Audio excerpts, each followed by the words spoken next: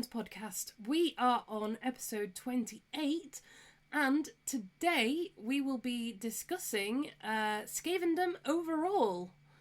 So, Pete, Tom, how are you guys today? Quick, kill. Yes, quick, kill, yes. Quick. No, I'm doing good. Yes, it's been a bit of a rough couple of weeks, but I'm finally back on track. That's good. Fingers crossed, touch wood. Yeah. Unfortunately, had some family stuff going on recently, but it's all behind me as of time of recording, so should be back on track. Back to painting all sorts of random stuff. Yes, we are glad to hear that you are through the roughness. Our hearts and thoughts have been with you. Absolutely. Well, we physically have not been, but we've also got. No, I appreciate it. Yeah. Yes, we've got some news. The shop is now open once more. So by the time everybody's listening to this, although this actually recording will now go out next Monday, won't it? Yes, it will go out on Monday. We're getting close to real time. Yeah, we've caught up with ourselves because we've been so busy. We've been so busy. It's because we try and record twice a week, so the listeners / viewer can know the procedure. We try to record twice a week, Tuesdays and Thursdays, so Evie's got plenty to work at going forward, and we have been that busy between the three of us that we just have not had either. We've had to go somewhere or do something, or Pete's had some issues or had to go somewhere and do something, and then we've had the new shop which we had to set up, and then we've got new ducks now. We have 6 ducks, 3 chickens.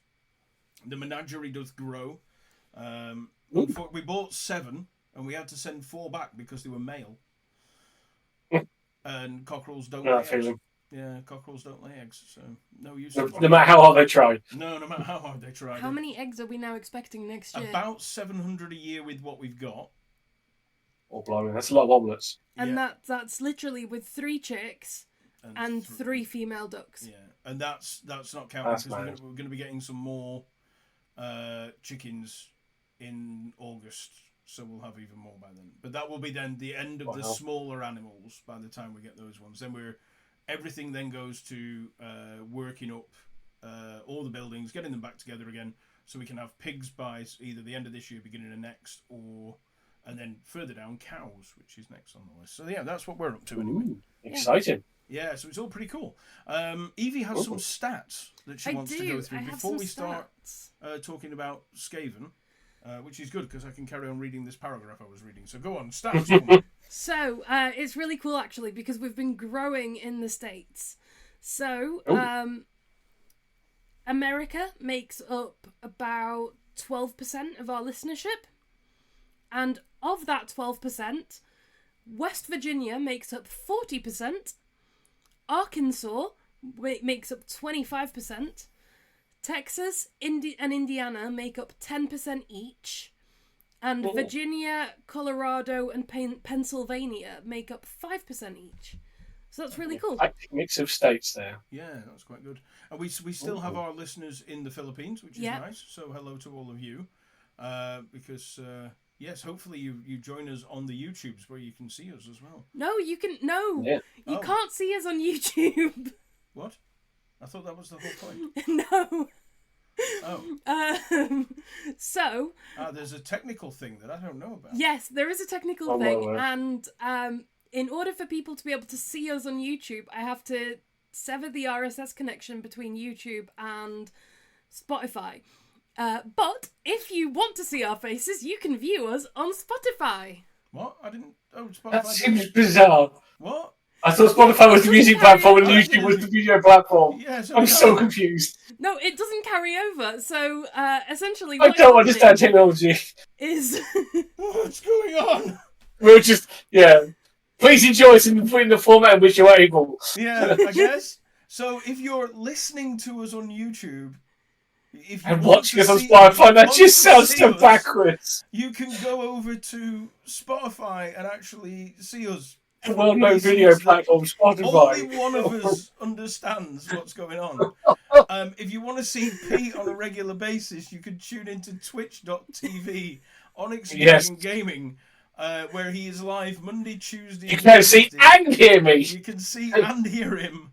On twitch.tv, Onyx Dragon Gaming, where he paints all manner of wonderful things. And do tune into Pete because his painting is amazing. He's one of the best painters I know. He won't tell you this. I will. I've been one of his biggest fans for years.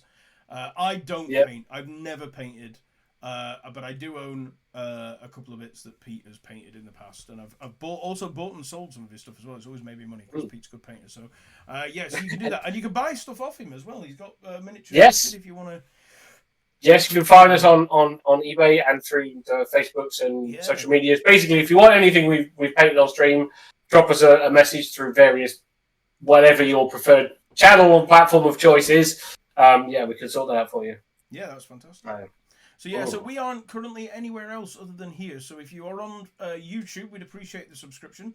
It is free, so that's fantastic. Like and share, obviously, amongst your friends and all the wider global population. If you're listening to us in West Virginia, welcome, because almost heaven. Definitely almost heaven. One of the places I want to go. I want to go to West Virginia so bad. We're coming up on the 30th episode, which means it's our third Q&A, and we need your questions, people. We need your Q so we can A. Yeah, we need your Q so we can A. You can ask us anything to do with lore for games, including Mordheim Necromunda, Warhammer Fantasy Battle, or Old World, as it's now known, Warhammer 40k, Warhammer 30k. You can ask us Age of Sigmar lore questions, but neither me or Pete are really up on the Age of Sigmars. It's the one. It's a glaring hole in our lore. I've tried a few times. I've tried to dive into the lore that is in Sigmar, and every time I've kind of not been able to get very far with it. I am the same. I find it's not through lack of trying, but I'm not going to say it's bad. It's just not for me, I think, is the best way of putting it. No. I am hoping to take the plunge soon with some of the lizard men, the Seraphon, as they are in Age of Sigmar. Because I saw their awesome. It's a quick tangent, but I saw their awesome paint scheme for their Starborn versions, which are like really dark, sort of bluey grey with like glowing mouths and eyes and stuff. I thought that looked really cool.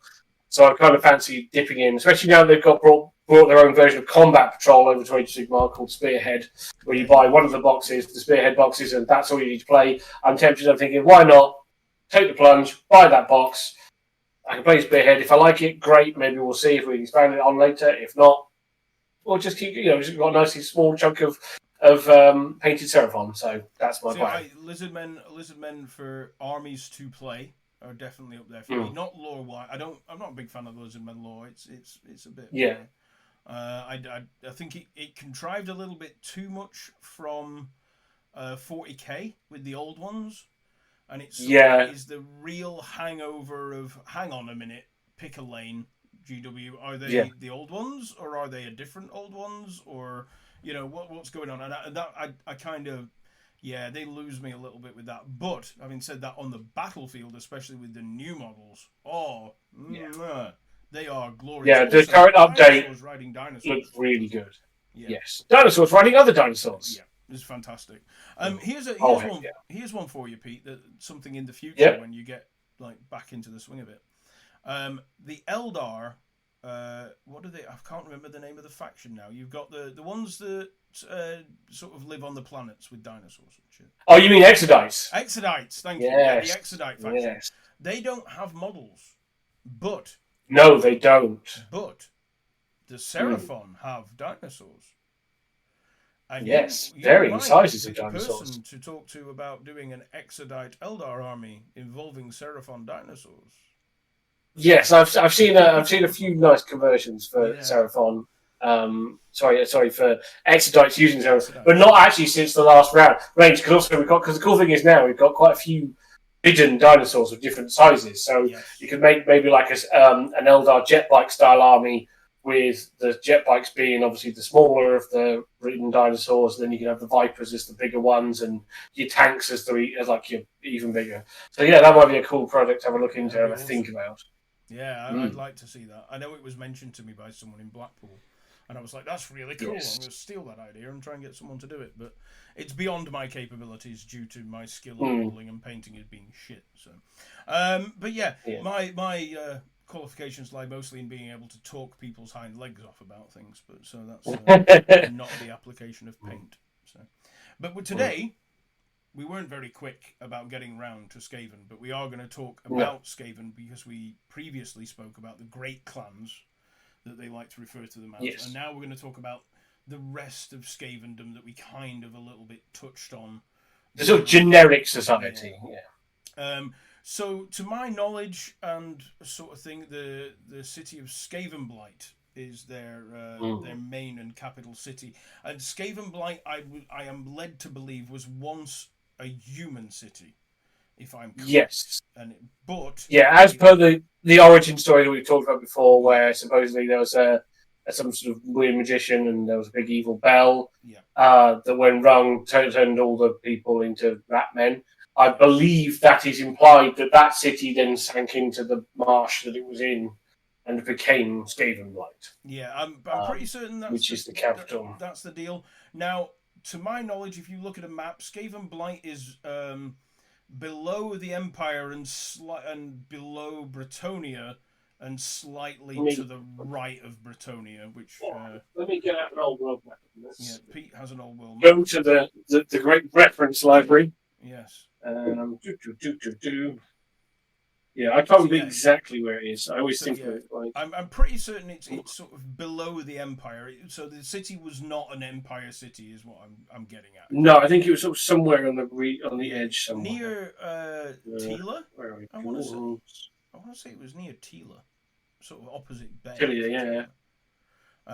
But so, I think it might be around the sort of Border Princes type area. Yeah, it's down the bottom of the Border Princes before you actually get to them through the a valley.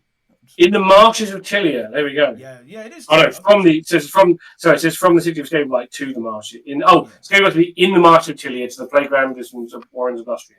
So yeah, it's in the sort of marshlands of Tilia. So I think it's sort of like the sort of northern bit of the sort of Italy sort of equivalent. Yeah, so it's basically believed that they were a pre-Telan empire because Telan is quite a new empire.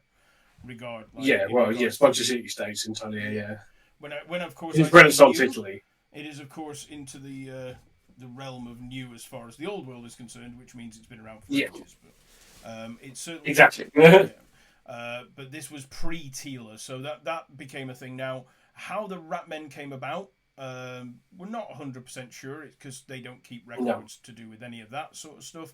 But we think that for the most part, it had a lot to do with warpstone, which is as people re-describe in his fantastic cheese analogy. So, yes, because warpstone is solidified magic. In Warhammer, it's very much somewhere between sort of uranium and cheese, for the Skaven specifically. So yeah, it's literally solidified magic. One of the moons of the Warhammer world, which has two, Mansleep and Moresleep. Moresleep is the dark moon, is made entirely of warpstone. It's an entire massive rock just made purely of solidified magic. The analogy of it being like uranium is that it's very corrupting. If you get, say, warpstone in your well water, it's going to mutate people and cause horrible things. The Skaven, it's the foundation of their society. They use it to help the Master Molders, use it to help mutate creatures. The Seers and the Magic users tend to use it as snuff, help fuel their spells. They can even ingest chunks of warpstone in order to just get even more magical power. It also will stick it in an engine of some description and use it as a power source. It is the sort of be-all, end-all. It's like I said, it's very much similar to that sort of radioactive type material in what it does to people, but what it can be used for. But also with it being, with Skaven being rats and things, it has a kind of sort of cheese analogy in that they're obsessed with it. They always want to have it. And obviously the moon's made of cheese. And in this case, the moon is made of magic cheese, which is warpstone. So that's kind of what it is. Yeah. Also, I believe that they tried to shoot down the moon. Yes, I believe Gracia Thankwall, who is a character we'll probably touch on later on, had one of his many dastardly schemes was to build an enormous cannon in the swamps of Lustria to shoot down the moon, knowing that it was made entirely of magic, so that the large chunks of warpstone would obviously rain down on the world, and they could then take them for their own, for the power of Skavendom, or more specifically for the power of Gracia Thankwall, because that's usually how most Skaven characters think of things. So it's for Skavendom, honest, if anyone asks. Yes, that leads us on nicely to yes. So, like I said, the origins are a little bit vague.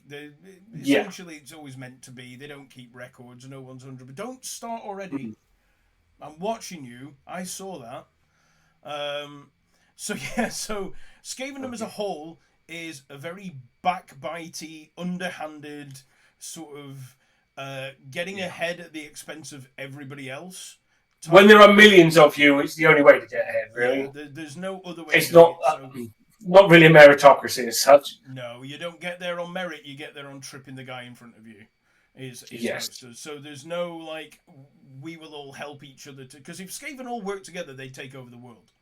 Oh, God, yeah. Because there's millions of them.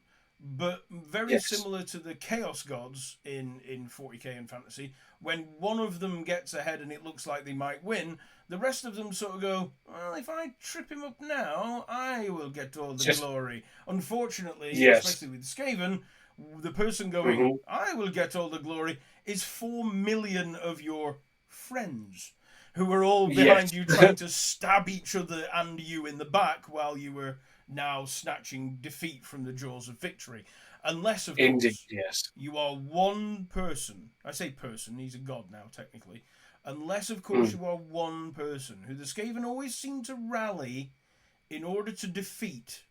And that would be our great god Nagash, who had all of his major plans literally all the way from the Warhammer Fantasy Worlds to Age of Sigmar. Yep. Almost, he literally could be summed up with the phrase, I would have gotten away with it too if it wasn't for you meddling rat men. Yep. So literally, one of my, we talk about one of my favourite moments. So after Nagash has sort of had his first go-round, when he was human and been defeated, he finally gets himself back together. He creates Nagashazar, I believe, like a big city of the dead, and he's been using people to mine warpstone to fuel a massive spell, which is going to destroy all of life on the whole planet and turn everything into a dead kingdom that he can rule over.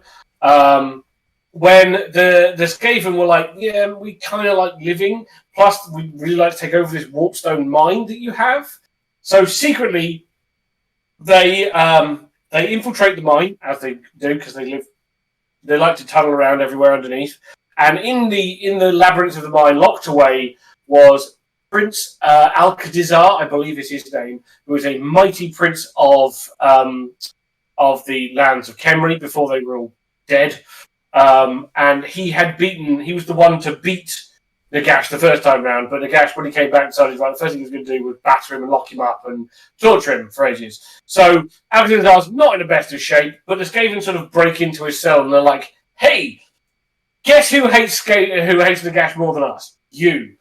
By the way, we're going to break you out, and because we know how much you hate Nagash, we're going to give you this amazing sword, which is weeping with all sorts of horrific radiation and can kill anything, not up to and including its wielder. So see terms and conditions.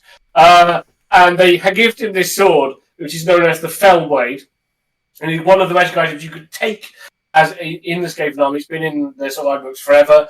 But yeah, this sword is absolutely lethal. Not only, as I said, to the people you're trying to hack apart with it, but also eventually to yourself. Alcadizar's not really in a state of mind to really A, notice, or B, really care at this point, because he's been starved and tortured, and he's basically the only thing that's keeping him alive is pretty much Nagash is being a massive dick.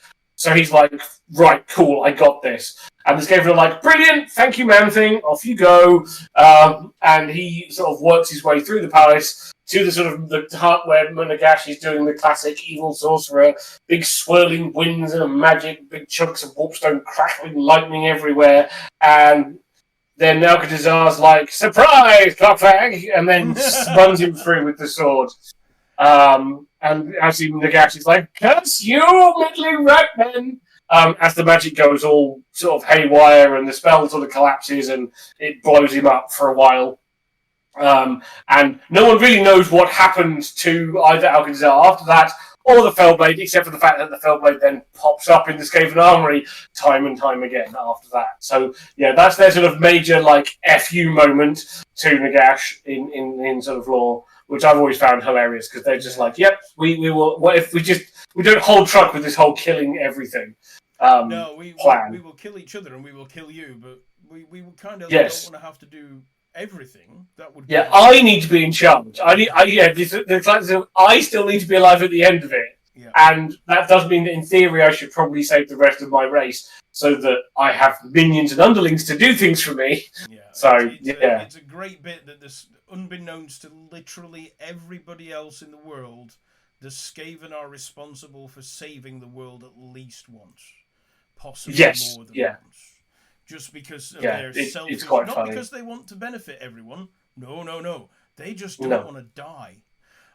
And Nagash wants everybody to be dead so he can have a nice, quiet, calm life, and rule over it. And of course the Skaven, not about that life. So, yeah, they've stopped him at least once, twice if you count the end times. It was their fault as well. So, they popped up once more in the end times, where Nagash just to throw a spanner in the red works of everything as usual. So Nagash was performing his great anti-chaos ritual, which would also have simultaneously ended all life on the planet, but not the point. He was stopping chaos, honest.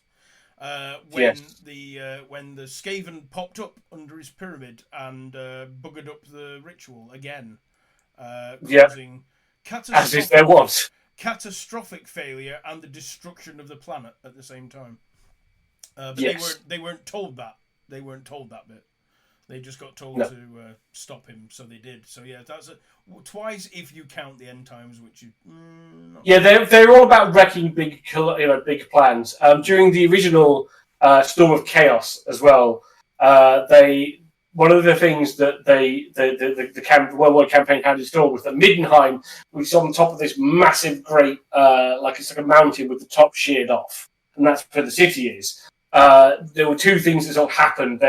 Some of the events that were going to happen is the Skaven had tunneled all the way up into the said mountain and had basically over many, many years brought chunks of warpstone and technology from Sky and all this to build an enormous bomb that was going to be sat underneath. There at some point during the height of the Storm of Chaos, they were going to detonate and basically blow the entire mountain to smithereens.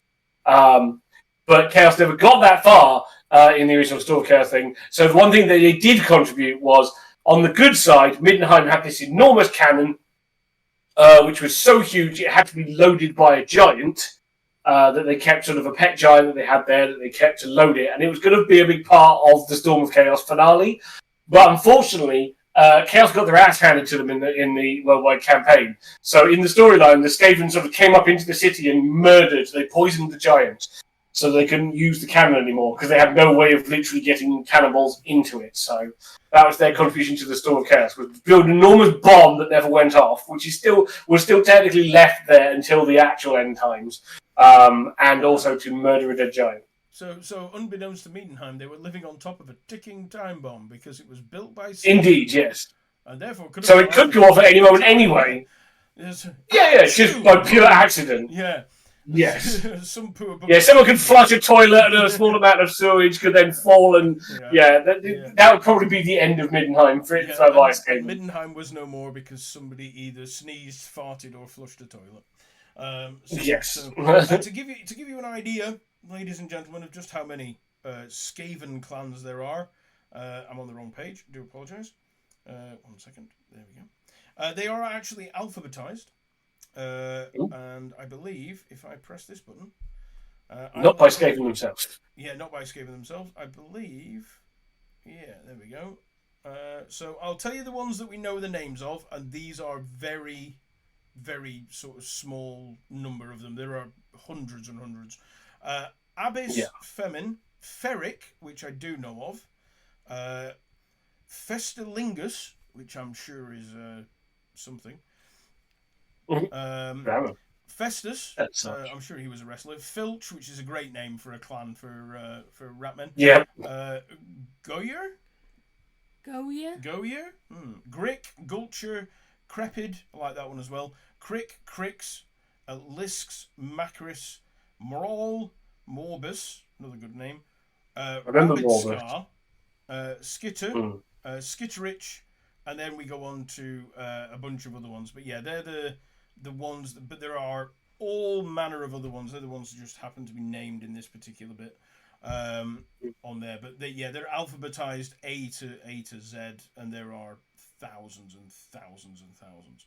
And they come and go as fortunes wax and wane amongst things. So, but obviously the most famous of the warlord clans is, of course, the clan. Oh, well, now I've said it's the most famous. I can't remember what it's called. Queeks. I remember he's the leader. The Queek Taylor. I want to say it's like he's warlord of like find out. Screech or something like that. Yeah. So.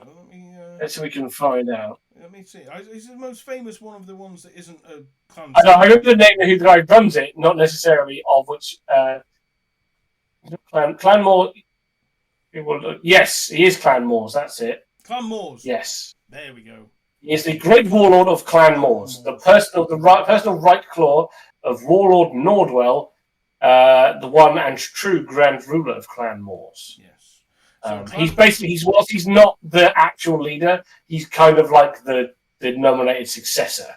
Yeah, he's the figurehead, really, isn't he? He's the he's the one that actually goes and does stuff, whereas Nordwell is sat on the council, I think. Yeah, he's on the Council of 13. He's busy doing politics stuff, whilst Queek's actually busy murdering things, mostly his own men. So Queek Headtaker is very famous because he has a banner rack. The model did as well. And on that banner rack are dwarf beards. I believe. Yes. That is what he's most famous for. Queek Headtaker is most famous for chopping off dwarf beards and killing the dwarves of... Dwarf Smiter is one of his nicknames. Yes, indeed. He is a very famous anti-dwarven character, but he... yes, because his base of operations specifically is under what the former Carrick Eight-Peaks. Yes, which is, of course... Between him and Skarsnik are the two sort of people vying for what's left of Carrick Eight-Peaks. Which, of course, is the old capital of the Dwarven Empire. No, it was just a large... Karak is the capital of the Dwarven Empire. I thought Eight-Peaks was... Carrick Eight-Peaks was... No, Eight-Peaks is just one of the major cities. Oh, okay. It's not really a Khazad-dûm kind of thing. It's more of a, it's just a city. Yeah, okay. I thought it was like the old sort of capital before it moved. No. Karak has always been their capital city, but Carrick Eight-Peaks was a jewel in the crown of the Dwarven Empire. Yeah, so on the top, it's that classic story of on the top part of Carrick Eight-Peaks, of course, is our friend Skarsnik. And Indeed. On the bottom part is Queek Headtaker, and and a small contingent. I believe there are dwarves in the middle. Yes, there are always some dwarves who are trying to take it back at some point. They are trying. He's fighting a never-ending war of attrition against the battle-hardened dwarf armies of King Belagar Ironhammer and the Greenskin hordes of Warlord Skarsnik. Yeah. So they're basically spending most of their time just beating each other senseless. Yeah. Usually by the classic way of sending wave after wave of his own men at them until the enemy reach their pre-programmed kill limit and shut down. Yep. And usually other such is the way of skipping. Yeah.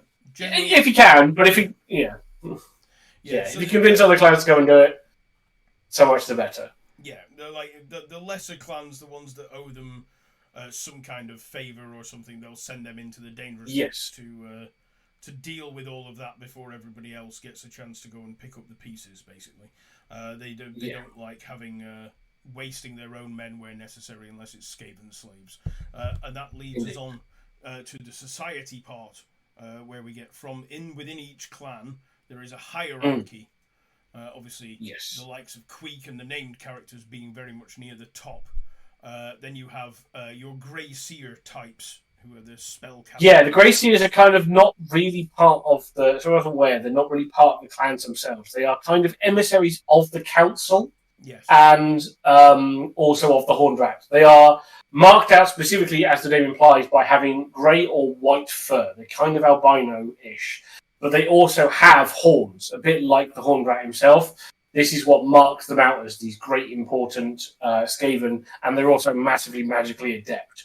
So most Skaven armies will either be led by either a warlord or a Grey Seer, usually.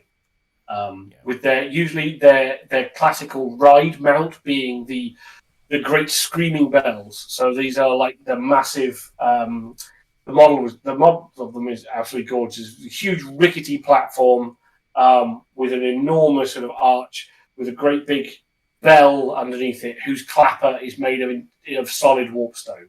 So as it rings, you get the smoke trailing out of it that off the warpstone as it's sort of doing its thing, and that can be used to amplify the magic of the Grey Seer, who's usually clambered aboard somewhere and is usually screeching at either his men or the enemy to die quick.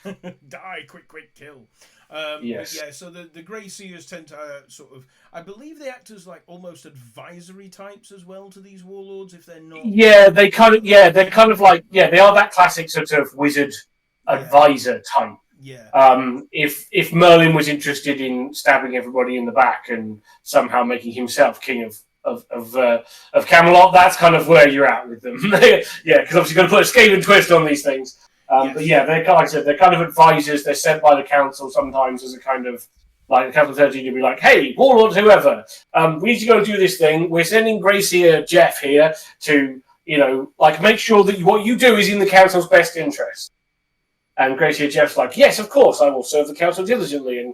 But if, Mr. Warlord, if you would, pay me in a small amount of warpstone, maybe I'll make sure those reports are really nice and good towards you. As well as also if you could help me with these experiments that I'm doing. So, yeah, because obviously corruption rampant in all levels of society. Yep. So it's part of that as well. Yeah, so basically you've got these viziers who have their own machinations, who are trying to sort of get bribes off everyone as well as trying to achieve their own goals. The most famous, of course, in the grand scheme of things being Thankwall. Yes. Yes. Who belongs to no clan, has his own little sort of... I actually think he might have started off in Moulder because unless the... Well, no, I think he got presented, so this is the thing. So... But did he get presented that? He's known. What we're talking about. So yeah, Grey Seer Thankwall. He is mostly known on the tabletop for having himself, and he's usually accompanied by his rat ogre. By the Bone Ripper. Thank you. My brain just suddenly went blank. Bone Ripper. There have been multiple Bone Rippers over the years. Yes. They always, whenever one of them gets killed in battle, usually against a particular foe, we will mention in a bit, the Clan Moulder will usually present him with another one. Sometimes they've also had a bit of a chat with Clan Skyer, and they've helped upgrade Bone Ripper over the years. As he keeps dying, Thankwall's a bit like, well, I could do with one that's a bit tougher. So they're like, well, we've got you covered, mate. We've covered this one in iron armor and given him a massive cannon. So, yeah, you can see throughout the years, if you look at the various versions of the models that have been upgraded in Thankwall, the Bone Ripper that accompanies him usually gets progressively more badass as the times go by. Until the last including at one point, I'm sure there was... The end times. He was a mount for huge. Just he was this massive, enormous, that was a beautiful model as well. That was the end times characters that they put out, so that you got like Thankwall and Bone Ripper, you got Carl Franz and Deathclaw. Well, you've obviously got Nagash himself. Return to Nagash. He's still around. He sees a ton of play. You've got. A dragon as well. You can still buy Thankwall and Bone Ripper. Yes, Archeon. I think that's when I think that's just as he went over. That's when we went into Age of Sigmar when he got his big Beast of the End Times. Oh, right. We had to block in. There was a lot of Centuries. The Centuries thing for Chaos at the time was the first of the Platinum Grey Demons, which was the Bloodthirster. Yeah. That was the big, oh my god, Chaos model. Because at the time it was the biggest thing. It's like, oh my word, a Bloodthirster in plastic. But yeah, we got a lot of big, massive good model as well. Centuries models. Yeah.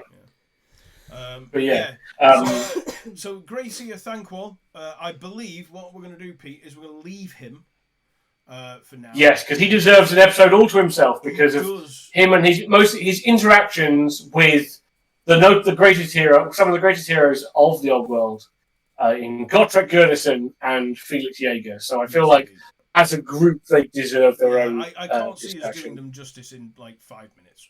No, especially Gotrek and Felix, because they are awesome. And how the machinations of Gracie and Thanquol sort of intermingle with the various things. Because this is the thing, Thanquol thinks a quick summary is Thanquol thinks that both Gotrek and Felix have been sent to constantly thwart his plans. But this is not the case. When you read the novels from the point of view of Gotrek and Felix, most of the time they just happen across, and they're like, I kind of vaguely recognise that Skaven. Like, they're usually doing something, and they like come across Skaven, and they're like, oh crap, Skaven. Well, we'll better kill him and move on. And obviously, like, Thanquol's usually like, curses, my World plans, my nemesis have arisen again, and they're just like, did that Skaven look vaguely familiar to you? Anyway, onto the actual plot of the story. Yeah. It's most. But yeah, we'll talk about them in a bit more detail. Trip over Thanquol's tail and you give it a yank, and he's like, "No, not again!" And like, "Who the hell are you? Like, who are you?" Yeah, it's very much like that. Yeah, please foiled again. You're like, what has been foiled again? Yeah. So anyway, moving on through the thing. After that are Black Skaven. Now, Black Skaven and then Albino Skaven, and these I think cover storm vermin more or less. Yes, I think. Yeah. So the storm vermin are your heavy. I loathe to say elite, but I guess they are. They're elite. They are elite by Skaven standards. They are, and they're actually disciplined by Skaven standards too, which is a big shock deal. Yeah. They are your shock troopers. They are your heavy infantry. They actually have solid metal. Their classic weapon is usually the halberd. And a shield. Yeah, they're quite tough. They're quite formidable fighters as Skaven go. Yeah, so they're very fast. This is usually where the leaders, the generals, and the heroes come from. Is that sort of they're dedicated fighters? Let's put it that way. That's what and they do. Albino Skaven are the ones that are sort of the captains, majors, your lieutenants, your sergeants of. Yeah, it marks you out. When you're born a Skaven and you have either black or albino fur, it marks you out as somebody a bit more important. They tend to be a bit bigger and chunkier as well, which helps them. Rather than just being like, it's a white one, kill it. Yeah, being bigger helps you eat your brothers and sisters. Your brethren, yes. Yeah, which they do frequently. But yes, the Storm Vermin will obviously be the heavy infantry of the Skaven army. They're, like Pete said, they're very often armed with halberds, big, heavy, sort of choppy, stabby machineries, and a shield. They're the only ones that will wear heavy armor as well, from memory. They're full plate. Yes. Yeah. Not that it matches, but it will be full plate variant, which you won't find anywhere else on a Skaven army. No. They're the only ones, if you're on the tabletop, you would find heavy armor. Below them, you find that rank and file is filled by the thing called a clan rat. And a clan rat, of course, is basically your average Skaven. Your average Skaven is a clan. Yes, as the name suggests, they are rats of the clan. Rats of that this is what they do. They make up the bulk of your armies. They are the big blocks of infantry that you'll have if you have a Warhammer Skaven army. Usually equipped with like swords and shields, or the classic spear and shield. They're just kind of a ragtag bunch of dudes that you just kind of cobble together and kind of vaguely point towards the enemy, especially from the back. One of my favorite rules for Skaven is that in Warhammer Fantasy, if you've not played it before, usually your heroes and characters have to be in the front rank of a unit to lead from by example. Skaven, this is not the case, especially when it comes to Grey Seers, the magicians. They like to lead from the rear, so you can literally have them in the back rank of the unit, so that because they're just keeping an eye on. If they need to go and get help, they can just quickly move on. That's always been one of my favourite sort of special rules that Skaven have had. They tend to have a lot of stuff like based around strength in numbers, so they do well in big blocks of Skaven. They like to have their characters, especially their magic casters, like to lead from behind, so they can flee to safety as soon as possible. Yeah. Safety in numbers. It's safer if all those numbers are in front of me. The rear of a column is a position of honour for Skaven. Yeah. That's where you find all those. The clan rats, like Pete said, they won't wear heavy armor. They're more medium to light type armors. They will carry shields, spears, swords. Don't think they get the sling option. I don't think so. No, that's more night runners and things. Yeah. And they are the vast majority of every Skaven army that isn't a clan pestilence army is a clan rat. Yeah. Every other force will put forward them and then the next one, of course, which is the lowest tier of Skaven Society, it was the very bottom sort of you are likely to be et by rat ogres level, which of course is the Skaven slaves, and the Skaven slaves are Skaven that are slaves, and we'll come on to the reason that there are other slaves in a moment. But the Skaven slave is essentially conquered clans. Very often will get enslaved. Yeah, the runts of litters, that kind of thing. Litters, just basically none of the parts of Skaven Society that don't have enough cunning or wit to drag themselves up to even the most basic level of Skaven Society just get forced to be into slavery. Yeah, they are given whatever weapons and armor that they can rustle up themselves. They're given absolutely nothing. Yep. They are herded en masse in front of the clan rats and the storm vermin to act as... They are literal cannon fodder. Cannon fodder. They have... one of the fun tactics you used to be able to do was be able to send a unit of Skaven slaves into an opponent's army, then cast Skaven magic on them, things like Plague, onto your unit of Skaven slaves, because it was more likely to go off on them, because your opponent couldn't, because he wasn't targeting an enemy unit, his units couldn't interrupt it, so you cast it on your own unit in the hopes that it would then spread the plague onto your enemy. This is the kind of level of care you have for this unit. They can be used as a vector for horrible things that will do as much damage to you as them. To say that Skaven slaves are used as a roadblock for everything else is an understatement. Yes. No thought is given to the survival of a Skaven slave at all. They can, however, be armed with a ranged weapon because they can take slings. I think so, yeah. One of the things that you could do if you wanted, and one of the things that always made me laugh was it was actually more expensive for the sling than it was the Skaven slave that wielded it. Yeah, I believe they were 2 points a model, which is some of the cheapest things. Yeah, way back in the day when you could have half points, things like shields and giving them spears and stuff was half a point per model. Yeah. That's how many you were expected. You were expected to take them in large enough blocks that the half point wouldn't matter. That you would end up with spending 10 points to equip 20 guys. Something like that. Yeah, it was. The blocks of Skaven slaves were always just there to act as a buffer and an ammo stop, so that the rest of your good units might actually get into combat and may be able to kill something. Because if a Skaven slave ever killed anything, good is also relative in a Skaven army. Now, we mentioned the Skaven slaves. Skaven, very often, when they win battles, won't kill off everybody as you imagine that they would do. They will take a lot of slaves, a very big raiding into villages, very big... Them and the Dark Elves are very big slave taking. Yes, the two, actually, I think, are the most common slavers. But they never use any of those slaves on the battlefield because they might rebel. They might end up getting sense freedom, and we don't want them getting ideas above their station. Yeah, so the Skaven slaves know that they've nowhere else to go. Basically, they fight, and if they win, they might actually be able to get some slightly better armor and maybe become a clan rat. Whereas if they herd the humans into it, then they might get an idea. The humans might be like, "Other humans, quick, freedom!" Freedom, yeah. So none of that. So while they do take a lot of slaves, they don't use them on the battlefield.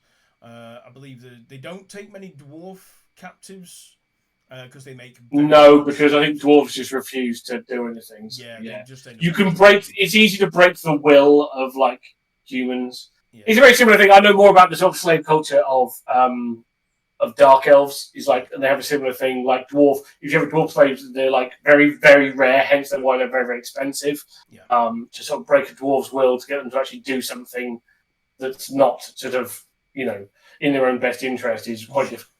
Whereas humans can be quite kowtowed and broken relatively easily. So Skaven the same way. Basically, they're very easily kowtowed because they are quite individually. Skaven are very cowardly. Even the very powerful ones will generally flee from battle if they think it's going the wrong way. The one thing that Skaven are known for is very low leadership characteristics in terms of the game. That's their one weakness. Yeah, the big weakness of your Skaven army. So the stat lines of most Skaven are very similar to their toughness. Usually is 3 as opposed to. Although I even think the Skaven Society might even be 2. 2, I don't think like that bad. Like, down in the bottom ends of 2s and 3s. Their initiative being very high in the sort of 4s, 5s, 6s, and your assassins from the previous episode will run into the 8s and 9s. Are very quick on par. Yeah, well, literally, assassins. I've got them here. The assassins, will be up to 8. So your standard clan rat, quite quick to move as well. They all have movement 5 or higher because that's their. They're quite. They're quite for everyone else, I believe. Indeed. Standard human movement is 4, dwarves being 3, elves and such being 5. Yeah. Clan rats are weapon skill, ballistic skill 3, strength and toughness 3, initiative 4, which is still relatively good. Yeah. It's about average. 1 attack, but leadership 5. Yeah, so that's which is not good. Your standard leadership is 7. Let's put it that way. Your average leadership is 7. Anything above or below that is, relatively superior or inferior, as the case may be. Human going in will have leadership 6 or 7, with an initiative, I believe, of 2 or 3. 4. Is it standard? Humans are still initiative. I believe they're initiative 4. It's no, they're quicker speed wise. Oh, I see. And their elites tend to be higher.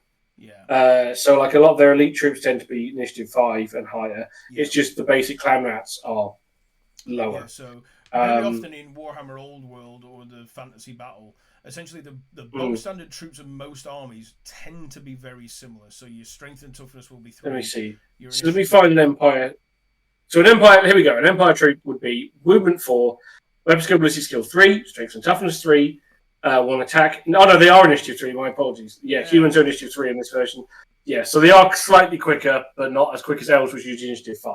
Yeah, so they're that bit between the slightly faster movements. I never bothered with humans, so I didn't really either, but it's just something that I remembered from playing against Empire armies when I played Orcs and Goblins, because Orcs and Goblins, of course, being initiative 3 as well.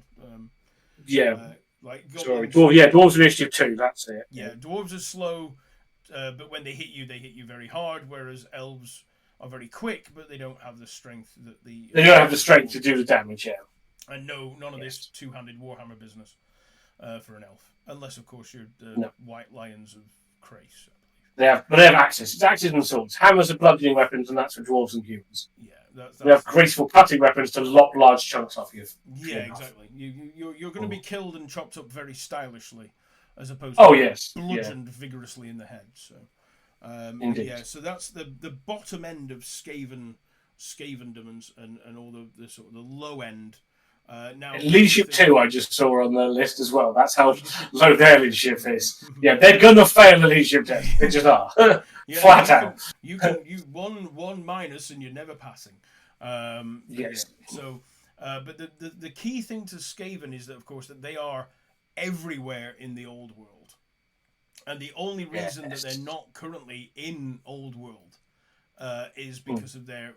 If you're going out of lore, the big releases, of course, are for Skaven. We've just had Skaven Tide, Vermintide.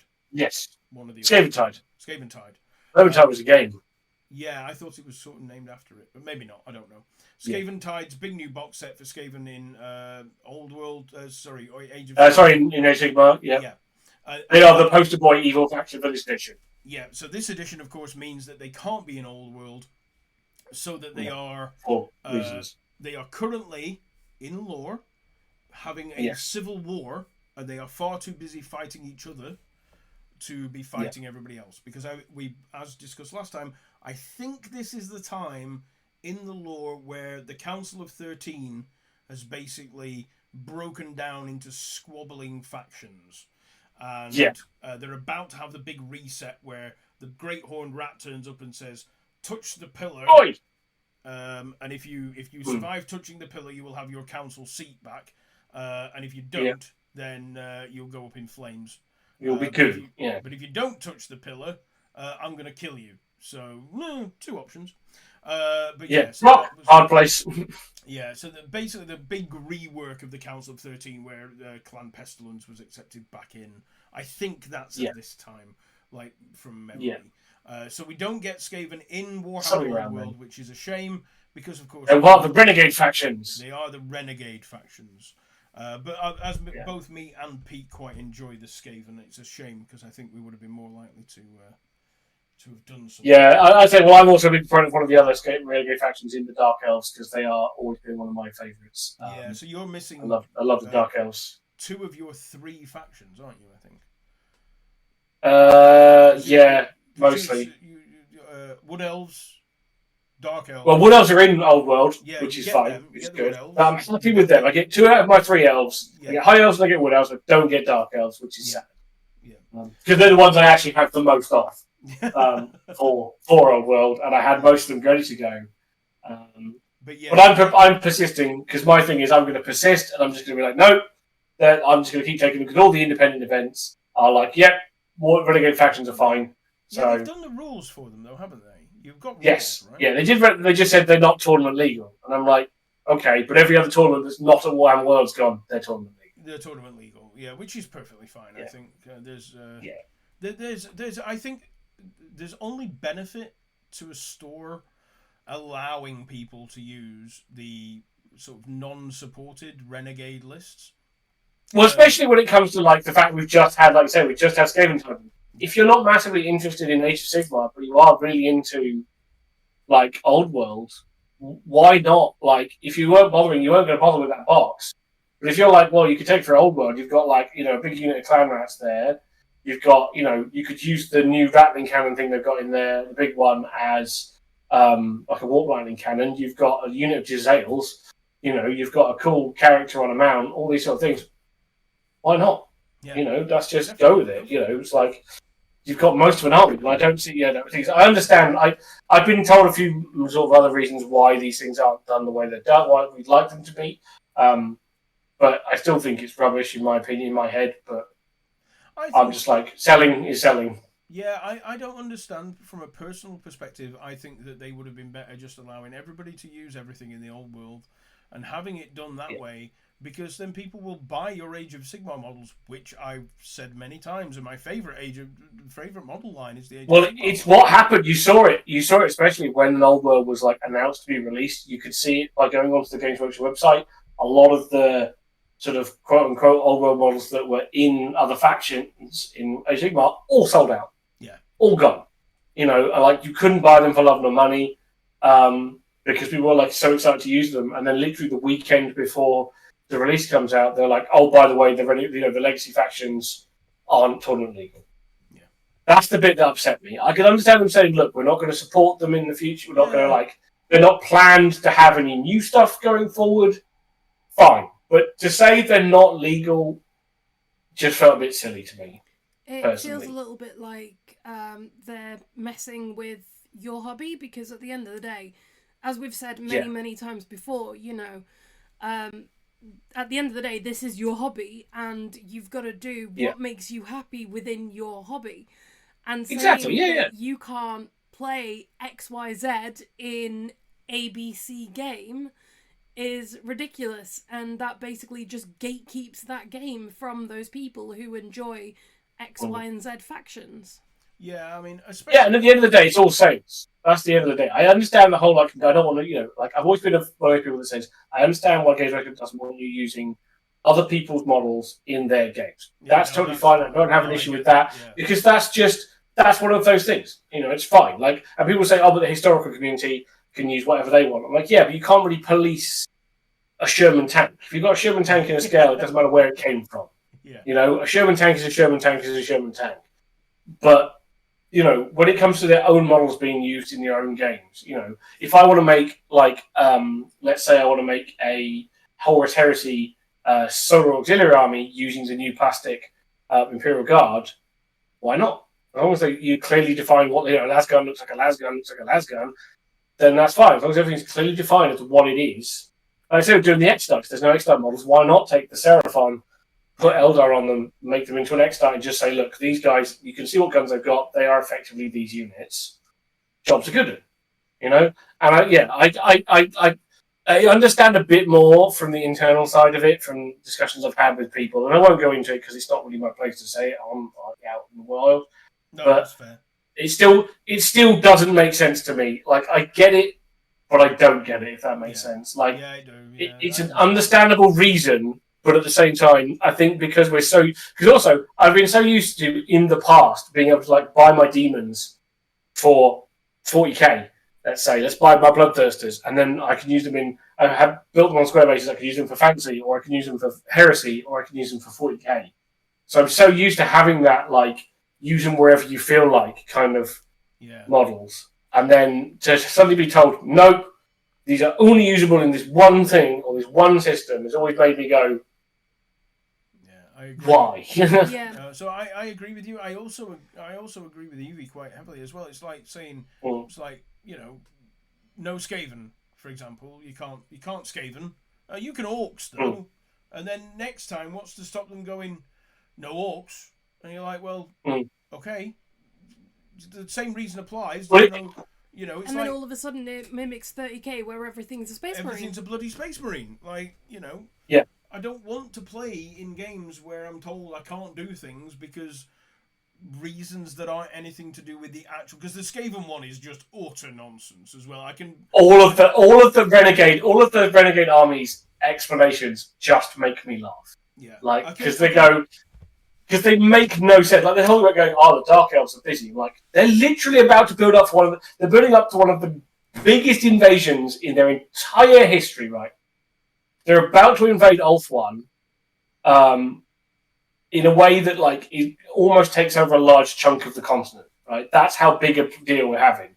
And to fund that, they are constantly raiding the old world, the literal old world, all the time. Like from Bretonnia to Northica, they are constantly doing raids. So to say that they decide to stop all that for whatever reason makes no logical sense when you know that's what they do. Like I said, the Skaven being in a civil war, I'm sure they are in a civil war, but I'm sure there's also a lot of Skaven that are like, maybe if we attack this place and take all their stuff, we'll do better in the civil war. Yeah. There's Lizardmen. Lizardmen are in Lustria. They've always been in Lustria. They'll be busy fighting things like the Dark Elves or any of the other factions that have dared like hit the shores of Lustria like they always do. Like the vampire counts, saying the three major vampire counts are dead. Yes. One of them only died a few years ago. There are still Von Carsteins out there. We haven't mentioned any of the Lamian bloodline, any of the Strigoi bloodline, any of the I can't remember what they're called, the magic using bloodlines. There aren't just Van Carsteins. Well, there certainly wasn't just 3 of them either. Like, Vlad died. Yeah, there's also plenty of them out there in their own small fiefdoms. Like, it just, none of it makes any sense. Vlad in Timeline died like hundreds of years ago. Conrad only 50 years ago is when Manfred was killed. Yeah, Manfred was. I think it might be. No, I think it might even be. Yeah, I think Manfred was only just killed 50 years. Yeah, so Manfred's only just gone, but you could have said that when like Vlad died. Well, there's no more vampires now because the big ones have just gone away. Well, but then Conrad came around and made a right mess of it, and then. It's also like we're not talking about massive incursions. Yes, the threat of the vampire counts invading and taking over the empire is gone, but that's like saying the threat of the orcs is gone because we just killed Azag or Gorbad Ironclaw. It's like, the massive war is not happening right now, but there's still millions of them in the World Edge Mountains. They do come and raid all the time, and they'll raid up and down, the whole thing. It's like, all of it. I remember reading the article of them saying like what all these factions are busy doing, and I'm like, that's total garbage. Like that's just it. It just flat out is. Like, and I feel like it's even worse because of that hand wavy, like excuse is what upsets me. Yeah, but I will just say as well, good on the independents. Yes. Saying you can use whatever you want. We do like that. Yeah.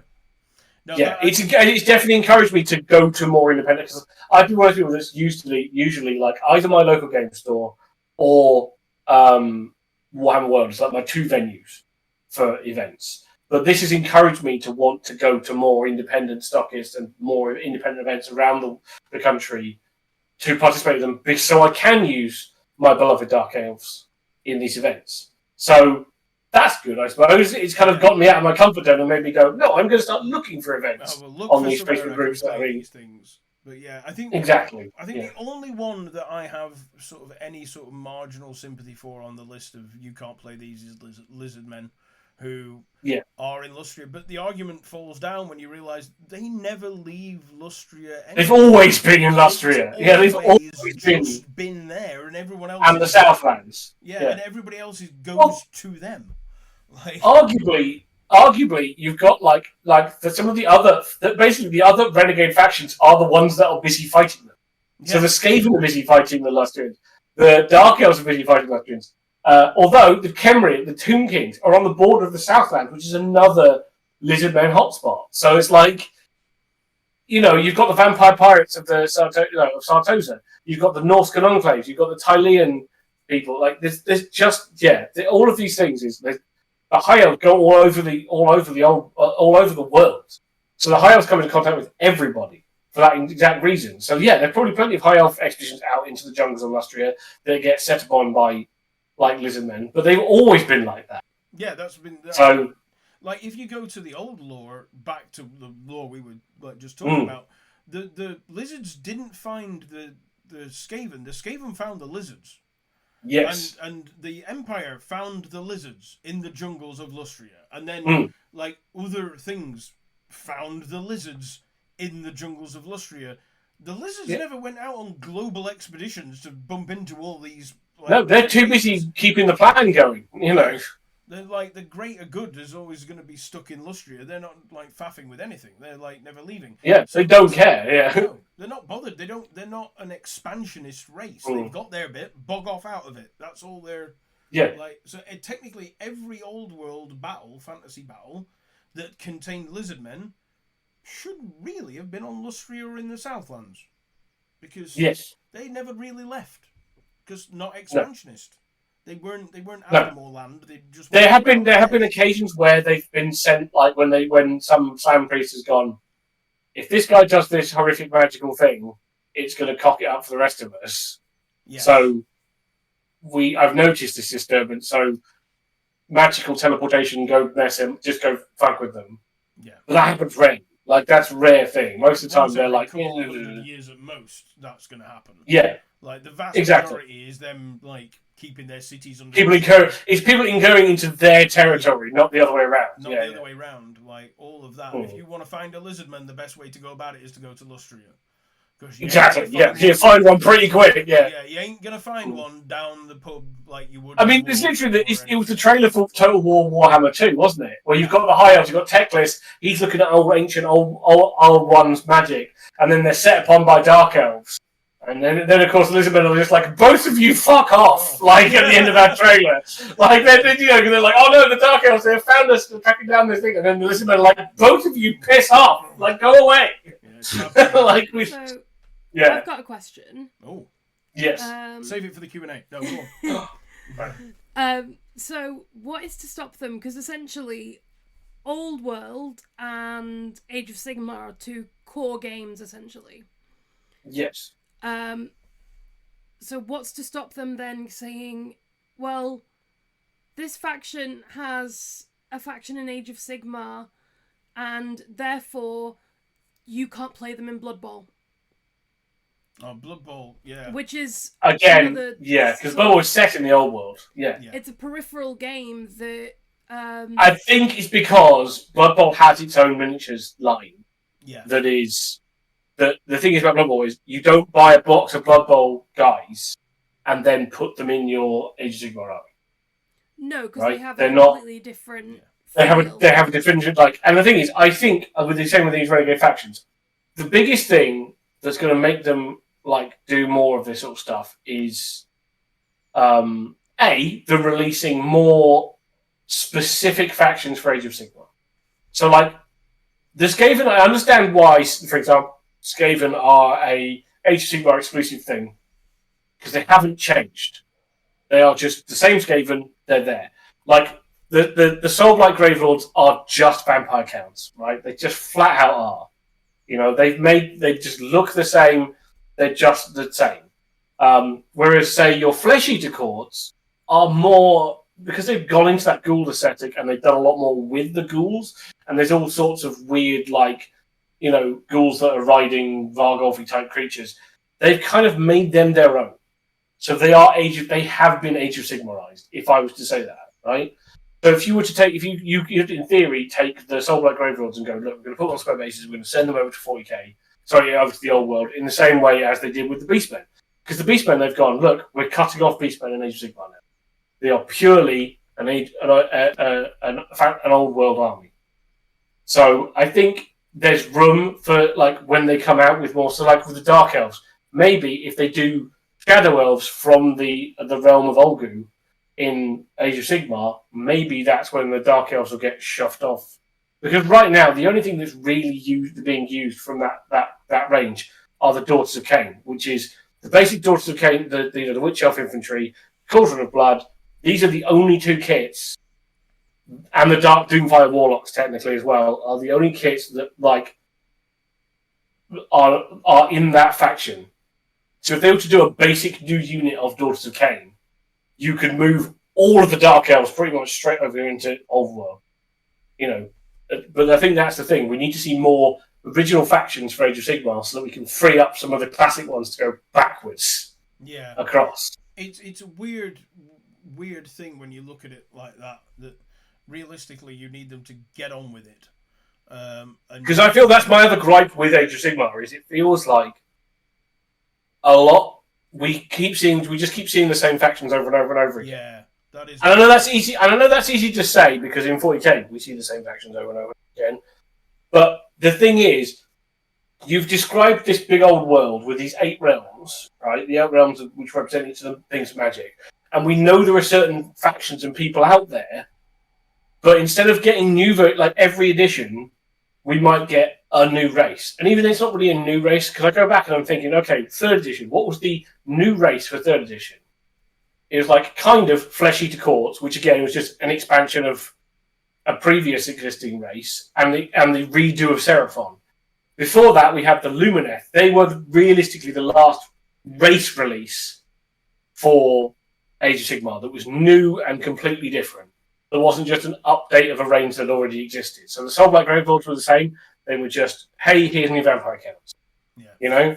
And I think that's the thing. I think we haven't really seen much, in my opinion, much in the way of like newness. We tend to get the same factions just done. It's like, here's a new faction and a couple of characters. Here's the same faction again and a couple of characters. Yeah, they've done Skaven at least twice now, right? Yeah, I think Skaven haven't. This is their first big update in a long time. But like Sylvaneth's a good example. They've added a lot to the Sylvaneth army. I think they've moved obviously away from. They're not just. I have a feeling that Dryads are going to quietly be pushed aside, right? When they get their new release for 4th edition, and the Dryads are going to be a old world only thing. I see. Because we've got a lot more of these tree spites and all those things. The things that are specifically Age of Sigmar. The Dryads are the one remnant from. In terms of design and age, that are still a remnant kit from the old world era. Right. Okay. Yeah. So I wouldn't be surprised if they'll get done at a similar time in the same way that Black Orcs got dropped off of the Ardboys lists. Yes. Or the Ironjaws list, they got quietly replaced with new Age of Sigmar specific Ironjaws, didn't they? When their last release, they got done. They did, yeah. I have a feeling that some armies are going to have that, where certain old kits are going to get quietly just like discontinued, given square bases, and then reappear. Yeah. I think that's going to happen. But at the same time, I want to see Shadow Elves. Like that's the one thing I really want more than anything. I never wanted Fish Elves for Age of Sigmar, but I really want to see what like the Shadow Elves can look like. Because we've seen teasers here and there and things like Warcry and Underworlds. But I really want to see a full faction dedicated to Malarian and his guys. Because they've been teased since the beginning of the game, but we've not seen hide nor hair. Like 40-odd years of like, no, you're not allowed them. Yeah. Well, so it's as they move the timeline and the story for Age of Sigmar onwards, I guess Old World is kind of like in stasis now. So they can Yes. sort of chop and change things and push things back as things from Age of Sigmar moves forward. Yeah. At the end of the day, I think the biggest thing is going to be money. Yeah, right? of course. Is if because the only thing I said was the only thing I thought would kill Old World in terms of its return was availability and regularity of releases. So the problem we've had recently is like people are absolutely desperate for the Dwarf release, right? It was shown off freaking ages ago, but it feels like and I know they've pointedly held it back till after the Age of Sigmar release because they really don't want those two things to conflict. But the point being is, like, people are clamoring for the Old World stuff to come out. Like, I am desperate to see what's going to return for High Elves and Wood Elves, for example. I'm really desperate to see what happens with those. But it's the thing is, I think the only way that Games Workshop kills that game is by not keeping it supported, not keeping the stock in, and not because I think it's phenomenal value now. The way they've reboxed, they've done Forge World, they've done such a great job. Like the fact that I can buy a unit of 20 Black Orcs, right, for like 40 odd quid, feels like a hell of a lot of value. Yeah. You know, I could buy 30 odd Bretonnian Peasants. I could buy 12 Bretonnian Knights. That's 2 units of Bretonnian Knights I could buy in one box. You know, and all the armies have that value to them. So it feels like I just go 1, 2, 3 boxes. I've got a full army. It's great. Yeah. And I think that's helping. But I think sales are really the thing that's going to show. Is that the more popular it gets. It's the same with Heresy, right? Yeah. Horus Heresy, ever since they put it in plastic, is just absolutely crapping money. Like, people can't get enough of it. Nobody in the world wants to spend £120 on a 10-man squad of Marines, including shoulder pads and weapons. Like, who in their right mind wants to do that? It's just like... And people were doing it, but it's just, the thing is, that's a small pool of people that can afford to do that and are willing to do that. If you go to somebody for that same 120 quid, you can get this big box that's got 40 Marines in it, 10 Terminators, and there's a tank in it. You know, it's like it's brilliant. Yeah, like I think the best value games right now are under the sort of specialist design studio. I mean, Lord of the Rings has always been a really good value game, especially with these battle hosts they made out a few years ago. Yeah, they're fantastic value. Yeah, they were really good value for me. Yeah, Heresy's got great value in box. It feels like Old World's got fantastic value in box, and then I look at some stuff that comes out from like 40k and Age of Sigmar, and I look at it and go, yeah. When I look at it and go, I can buy 5 guys for 40 quid, or I can buy 40 guys for 40 quid. It feels a bit like. So very quickly, because we've jumped off Skaven. Yeah, we are on a big tangent. Big tangent, but we're coming to the end of. We are also time. running out of time. We are running out of time. I just want to bring up one thing, and this is about Skaven Tide, right? Yes. So obviously, as you know, or I assume you know, our Games Workshop account is currently on hold because we don't have a physical location. You can't have a Games Workshop account without a physical location because that's the requirement. I didn't know this. I thought there were plenty of websites out there that had Games Workshop accounts, but apparently not. So no, not anymore. Not anymore. You have to have a physical location. So while we were on hold, we still get our conversation with our rep, who was telling us that Skaven Tide was coming up, and we needed. Could we hurry up to get the order in for Skaven Tide? Yeah. And we're going to miss out if we don't get the order in for Skaven Tide. I wasn't ordering any Skaven Tide, Pete. We didn't have a shop. I don't have a games club that meets in the shop anymore. Age of Sigmar was never that big when we were in it anyway. We wouldn't have... I might have got one, but meh. Yeah. Basically, we got pestered about this. I think it's like 3 or 4 weeks. I believe they never sold out of Skaven Tide. No, you can still buy it now. Yeah. Now, I think they were sort of gauging this. The thing with a lot of these things with GW, it's always going to be hard. There's lots of rumours flying around with these sort of things, and it's always going to be hard to tell because they're never going to tell us out and out. No. Because the difference being is like, let's say, because I really intrigued to see, like, when you start hearing from people is in terms of actual sales figures and how well things have done, is comparing it to, say, the Old World release or to the Heresy release. The difference being is they may have said, let's just pick a number out of thin air. There may have been 10,000 sets of the Age of Darkness starter set on release, right? But there may have been 80,000 Skaven Tide sets. Now, them not selling out might mean they sold 60,000. Yeah, exactly. Yeah. But with Heresy, we don't know whether they would have sold 10,002 or whether they would have sold 100,000 if they'd had them. Yeah, exactly. And that's the thing. That's the part we will never know because they won't tell us. No. But I think the thing is, it is still a way to kind of vaguely gauge what things are like, because obviously, yes, for a long time, games which have the releases have come up and gone. You know, a new thing comes up, a new Kill Team box comes up, oh, boom, gone. The Solar Auxilia box comes up, whoop, boom, gone. You know, the dwarfs. I guarantee the dwarfs on Saturday, half of it will sell out in 3 seconds. Yeah, it is very telling. We won't know because we don't know how many they've made, and with Age of Sigmar being the core game, it's hard to know. I'm just getting a little bit... comparing it to Warhammer, like to 40k, Leviathan, that disappeared. Like, if you didn't get your pre-order in for Leviathan, shit out of luck. Yeah. So... I'm just getting a little bit tired of Games Workshop's FOMO attitude. And now their sales guys are starting on it as well. Whereas previously, like, pre-order deadline is this. Make sure you get your pre-orders in, or it goes live, here. Make sure you've got your order for that time. Now it's like, hey, do you know you're going to miss out? Don't miss out. You know, you might miss out if we won't have... I'm like, dude, just stop that with me. That doesn't work. I feel like, as well, the more it's the Emperor, you know, it's the Emperor's New Clothes sometimes. I feel like when they say that, it means they haven't sold them. Because you don't have to... If you know something's sold out, you don't have to work out. You don't have to work. Yeah, exactly. Do you? Like, if you're a sales department and you just go, have you got yours in? Because you're like, I don't care if you haven't got yours in because my other 15 customers have already bought everything. Yep. You know, or will buy everything. But if you're like not making those targets, like I said, I'm inferring. I'm not claiming any special insider knowledge or anything like that. I'm just putting 2 and 2 together and tying strings together on a board. You know, the conspiracy board. But yeah, I'm the same. I feel like it's a bit... The FOMO thing has been a bit of a pain in the bum recently.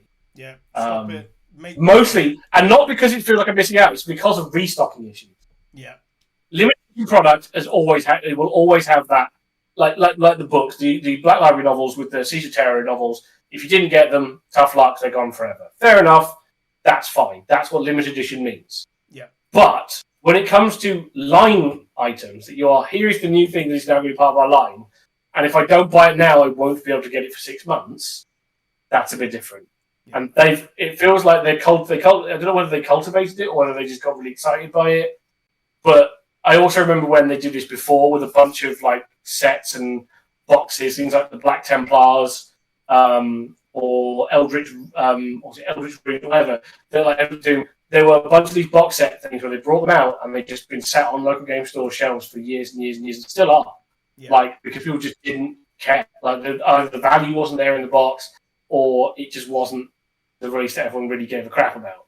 Yeah. So these bubbles burst, and maybe this is the bursting of the bubble, or maybe it's just showing that it isn't as popular as they think it is. Yeah, I hope so. Like, I hope it's the end of their stupid attitude. Like, if you make 100,000 boxes and sell 100,000 boxes, and you've got 10,000 people asking you for more boxes, make another 10,000 goddamn boxes. Like, you know, we've seen them do it before. Again, we saw it with it was either with the Leviathan or the one before, where it sold out so super fast. They were like, "Look, we're really sorry about that. We're going to do a print to order run. It's going to be a little later, but we got you covered." And they are capable, and they've done these amazing things. Yeah. They bent over backwards with the last Siege of Terror novel to try and desperately help the people who wanted it for their own collections get a copy, and to basically screw scalpers over. Yeah. You know, they're capable of doing these things. They do to the best of their ability to do these things. And then I said, they do them occasionally, and you think, fucking good on you. And then sometimes it feels like you say, they're also trying to manufacture this FOMO attitude. And there's only so long that's going to go for, because it burns us all out after a while. Yeah, it's not good for stores. Like, not I've always been one of Games Workshop's biggest fanboys, and I always will be. But yeah, it burns me out too. And I'm like, I can't afford to be like, I'll get you a new thing, I get you a new thing, I get you a new thing, I get you a new thing. I'm having to put my money down when and where I know it's going to be.